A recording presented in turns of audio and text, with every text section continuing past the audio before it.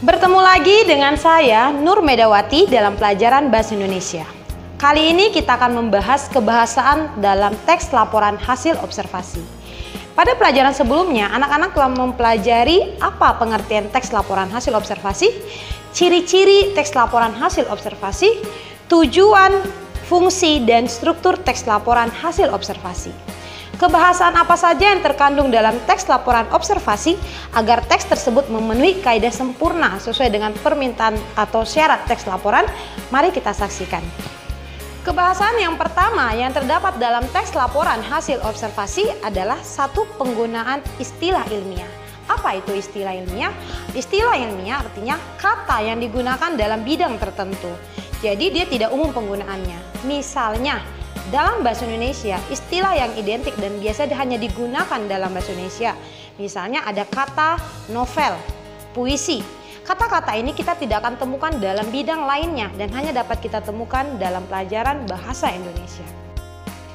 Kebahasaan yang kedua yang terdapat dalam teks laporan hasil observasi adalah frasa nomina. Nah, agar anak-anak mengetahui atau mengerti tentang frasa nomina, maka satu hal yang perlu kita pahami, kita harus pahami juga apa itu frasa. Frasa adalah dua kata atau lebih yang menduduki satu jabatan. Perhatikan contoh berikut ini. Kalimat wanita itu sedang menangis terdiri atas dua frasa. Satu, wanita itu menduduki fungsi subjek, sedang menangis menduduki fungsi predikat. Berdasarkan unsur pembentuknya, frasa kita bedakan atas dua. Yang pertama ada frasa endosentris dan yang kedua ada frasa eksosentris. Apa perbedaan di antara kedua frasa tersebut? Mari kita simak penjelasan Ibu berikut ini. Frasa endosentris adalah frasa yang memiliki unsur pusat. Contoh, mahasiswa baru. Mahasiswa baru adalah jenis frasa. Nah, yang menjadi intinya adalah mahasiswa. Bagaimana cara kita menentukan inti frasa? Maka silakan masukkan frasa tersebut ke dalam kalimat. Contoh, mahasiswa baru sudah datang. Mahasiswa sudah datang, baru sudah datang. Maka bila diteliti kembali, lebih cocok adalah kalimat mahasiswa sudah datang, maka yang menjadi inti frasa adalah mahasiswa atau disebut sebagai D. Baru sebagai keterangan atau atribut atau penjelas, maka diberilah simbol M. Frasa endosentris dibedakan atas satu, frasa endosentris koordinatif, yaitu frasa yang seluruhnya adalah unsur pusat. Selain itu, dapat disisipi kata dan maupun atau. Contoh, ayah ibu. Maka yang menjadi inti frasa adalah keduanya, ayah dan ibu. Selain itu bisa disisipi ayah dan ibu menghadiri pesta tersebut. Ayah menghadiri pesta tersebut, ibu menghadiri pesta tersebut. Sehingga ayah ibu adalah inti dari frasa. Jenis frasa endosentris yang kedua adalah frasa endosentris atributif. Frasa endosentris atributif adalah frasa yang memiliki unsur pusat dan memiliki atributif atau penjelas. Contoh, buku baru. Bila kita masukkan ke dalam kalimat, dia membeli buku baru, dia membeli buku, dia membeli baru. Maka yang menjadi intinya adalah buku baru sebagai atribut atau penjelas. Frasa endosentris yang ketiga adalah frasa endosentris apositif, yaitu frasa yang seluruhnya adalah unsur pusat.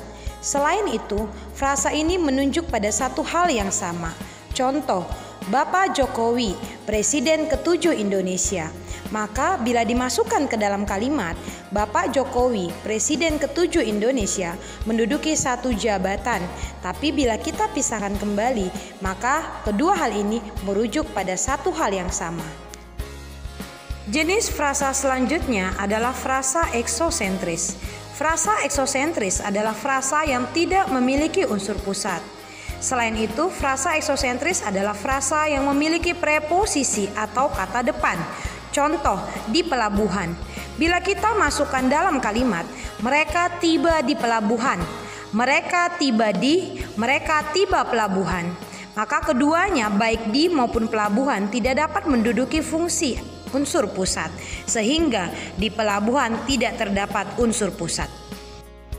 Berdasarkan jenis kata pada unsur pusat atau inti frasa yang sering kita singkat dengan D diterangkan, frasa kita bedakan atas.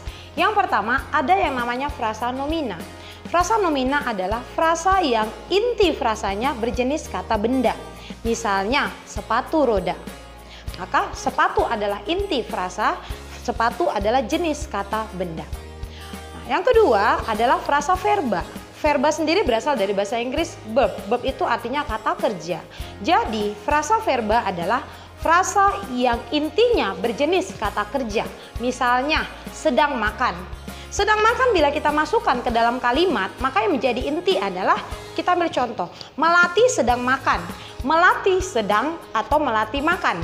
Maka lebih cocok melati makan. Makanlah sebagai inti frasa. Maka makan berdasarkan jenis kata itu adalah verba atau kata kerja.